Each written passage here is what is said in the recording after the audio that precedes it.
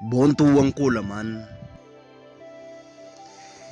Boontuu lamaan qaba, lamaanuun jaalladha, lamaanuun hammadha.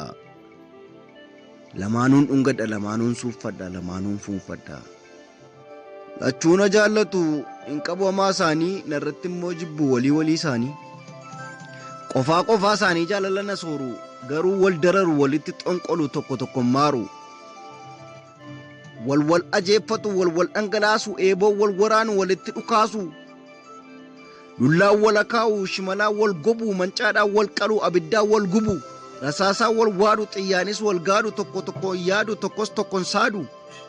Utuu kanaan jirru boontuu isheen magaalaa baaftuu addaa fiddee mucaa harmee kootii mana keessaa buttee na dhaga'uu didde. Yaa haadha na deessee si abaaru.